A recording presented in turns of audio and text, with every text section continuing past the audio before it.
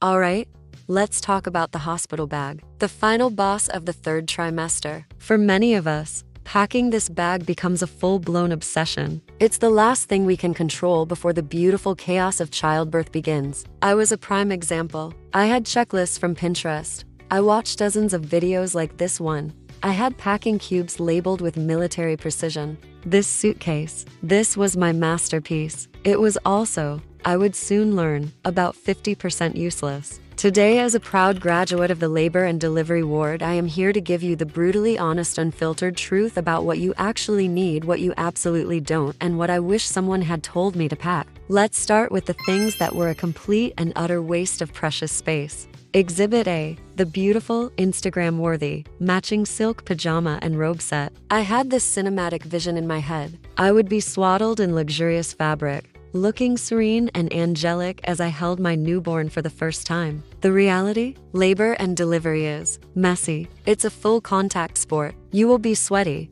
There will be bodily fluids you didn't even know existed. And you will be checked on by a rotating cast of nurses and doctors at all hours. You will live in the very functional, very unglamorous, but very practical hospital gown. And in the postpartum phase, you'll want something dark, comfortable, and that you don't mind getting stained. That beautiful silk robe, it never even left the suitcase. Exhibit B, my entire makeup collection. I packed foundation, concealer, bronzer, eyeshadow palettes, the works. I thought maybe I'd want to freshen up for visitors or for the going home pictures. Delusional. I was completely and utterly delusional. You will be so consumed by a cycle of exhaustion, elation, and feeding your baby that the last thing on your mind is whether your eyebrows are perfectly filled in. What do you actually need? Chapstick. Hospital air is drier than the Sahara Desert. And maybe, some dry shampoo and a hair tie to feel vaguely human before you leave. That's it. Save the space.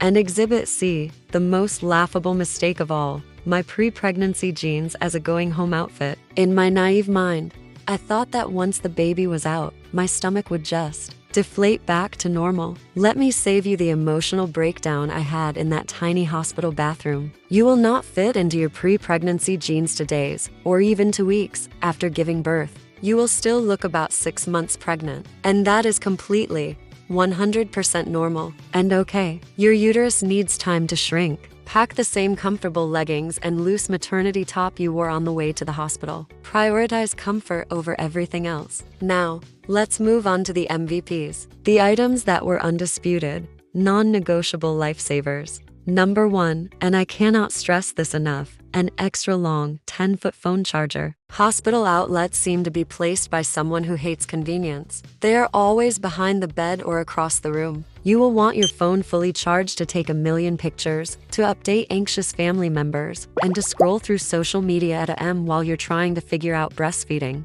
This is the single most important piece of technology you can bring. Number 2, your own creature comforts from home. Specifically, your own pillow and your own towel. Hospital pillows are thin, crinkly, and made of plastic and sadness. Having your own pillow that smells like your bed will make a world of difference when you're trying to get even a few minutes of sleep. And the hospital towels? They are roughly the size of a hand towel and have the texture of sandpaper. Bringing a big, soft towel from home for that first postpartum shower will feel like the most luxurious spa experience of your entire life. Just put a colorful pillowcase on your pillow so it doesn't get mistaken for hospital property. And number 3, the most crucial element, snacks. And I don't just mean a single granola bar. I mean an arsenal of snacks. The hospital kitchen closes. It does not care that you just endured a 24-hour labor and are now hungrier than you have ever been in your life. It does not care that you are starving at a M after a marathon cluster feeding session.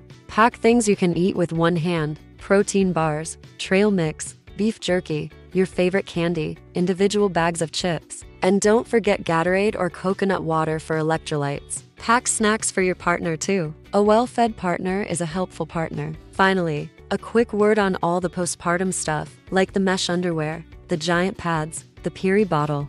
Don't waste your money buying these beforehand. The hospital will give you a ton of it, and frankly, theirs is the industrial strength stuff you need. Take everything they offer you. Pack an extra empty bag just to haul home your postpartum care goodies. Packing that hospital bag is a big milestone. but it doesn't have to be stressful. It's about preparing for comfort and survival, not a fashion show. What was your hospital bag lifesaver? Or your biggest regret? Share it in the comments below to help out the next wave of moms-to-be. And if this unfiltered advice helped you, please hit that subscribe button for more real-life mom hacks.